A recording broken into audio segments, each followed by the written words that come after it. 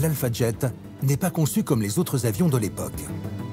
À la différence des Mirage 3, ces réacteurs sont beaucoup plus accessibles pour la maintenance, plus faciles à déposer. Et ils sont surtout très économiques en carburant, avec le principe des flux d'air chaud et froid. Pour fonctionner, le réacteur a besoin de faire entrer de l'air en quantité. On retrouve deux ouvertures autour du cockpit. Elles sont en léger décalage par rapport au fuselage de l'avion. L'air qui va aller contre la structure, il va être laminaire au début, mais au fur et à mesure qu'il va longer la structure, il va devenir turbulent.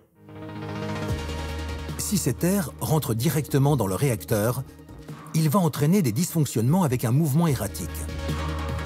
C'est pourquoi le décalage de l'ouverture permet d'absorber uniquement un air stable. Il va ensuite passer par plusieurs étapes.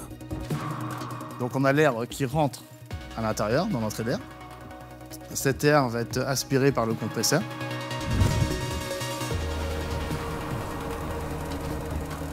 Il est compressé par des étages d'aubes qui vont venir comprimer l'air. Mais avant d'être arrosé de kérosène pour créer une chaleur intense dans le réacteur, les ingénieurs apportent une modification essentielle pour économiser du carburant. L'air comprimé est séparé. Il va être divisé en fait en deux parties. Donc il y a une qui va rentrer à l'intérieur du moteur et une qui va contourner le moteur. C'est un réacteur qu'on dit à double flux. C'est-à-dire que le réacteur aspire de l'air froid qui comprime, qu'il y en a une partie qui est directement renvoyée en arrière parce qu'il a suffisamment de vitesse, et puis il y en a toujours une partie au centre qui va être enflammée et rejetée vers l'arrière. L'air va être brûlé avec les carburants et va créer une explosion à l'intérieur dans la chambre de combustion et va faire créer une poussée. Il y a deux flux, un flux froid à l'extérieur et un flux chaud au centre. Ça permet de brûler beaucoup moins de carburant et tout en offrant une poussée suffisante. L'Alpha Jet n'est donc pas obligé de brûler tout l'apport d'air. Le flux froid repoussé constitue une part importante de la propulsion de l'aéronef. Le double flux, on le retrouve sur les avions de ligne.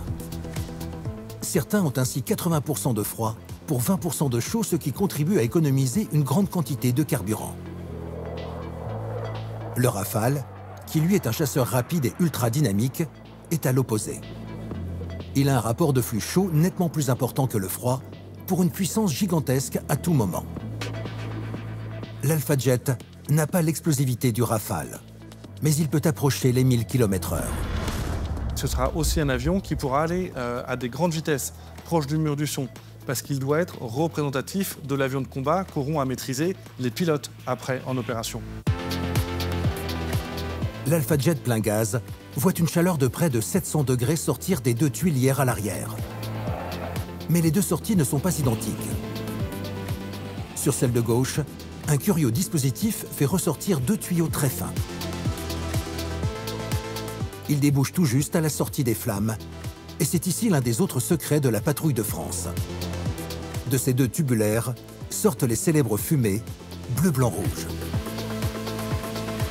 Car sur un Alpha Jet de la patrouille de France, le dispositif pour envoyer les fumigènes est bien plus complexe qu'une simple bonbonne actionnée par un bouton.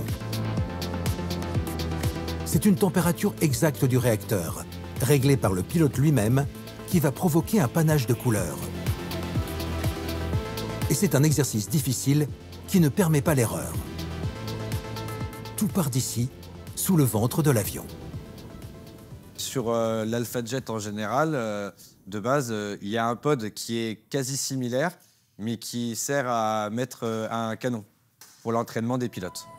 Ici, pas d'armement, mais un boîtier d'un peu plus d'1 mètre de longueur et d'une centaine de kilos. À l'intérieur, il y a les huiles destinées à la fumée. 2 cuves en inox de 50 litres. Une contient la couleur blanche que chaque avion active lors d'une représentation. L'autre cuve est soit remplie d'huile bleue, soit d'huile rouge. Cette répartition est en fonction du placement de l'avion dans les figures. Ces deux cuves qui sont un peu en forme de sablier vont être séparées par une membrane en caoutchouc au milieu. De l'autre côté de ces cuves, on va avoir de l'azote qu'on va mettre sous pression. Et donc, quand le pilote va appuyer pour envoyer les fumigènes, l'azote va pousser sur la membrane en caoutchouc qui va venir éjecter le fumigène qui est sous forme d'huile. Il va être transporté par les tuyaux jusqu'à la sortie du réacteur. Et là, avec une température 700 degrés, ça va vaporiser cette huile qui va donc faire un beau panache de fumée.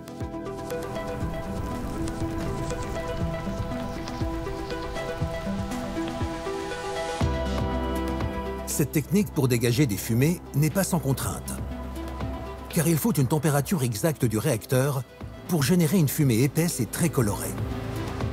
Une chaleur moindre et le rouge ou le bleu perdent en opacité. Le panache est ainsi beaucoup plus fade. Et à partir du moment où on va fumer en couleur, on ne peut plus trop toucher à ce moteur gauche au risque de ce qu'on appelle draper, c'est-à-dire de perdre pendant un instant la couleur, puisque le moteur va réduire en température si on fait un réajuste au gaz. Du coup, le panache de fumigène ne sera plus bien réchauffé et on va perdre la couleur. Donc ils vont pouvoir accélérer et ralentir l'avion juste en manœuvrant le moteur droit. Piloter en monomanette avec uniquement le moteur droit est une difficulté supplémentaire dont le spectateur n'a pas idée. La vue au niveau du sol gomme aussi les distances. Lorsque les avions se croisent, l'impression est celle de deux bolides à 2 ou 3 mètres. Il y a en réalité une trentaine de mètres d'écart. Mais à près de 500 km/h, il n'y a aucun droit à l'erreur. Les solos fonçant l'un face à l'autre suivent des trajectoires de vol très précises. Ils ne se soucient pas de celui qui arrive en face. Moi, je ne regarde pas mon premier solo pour ne pas avoir de gestes parasites. Donc, je regarde mon axe et je ne tiens que mon axe. En vision périphérique, je vais le voir passer. Donc oui, on voit une vitesse de défilement importante. Mais pour réussir au mieux ma mission, je ne dois pas regarder mon premier solo. Il existe néanmoins un repère au loin pour les pilotes. C'est l'éclairage fourni par l'avion. C'est un vrai phare que le pilote actionne comme les phares d'atterrissage que tous les avions ont. Il a l'avantage de se voir de loin. Il est aussi important pour le confort visuel des spectateurs. Quand la patrouille de France revient face au public et qu'on voit les 8 phares pointer le public, ça attire l'œil et ça donne un effet toujours très sympa.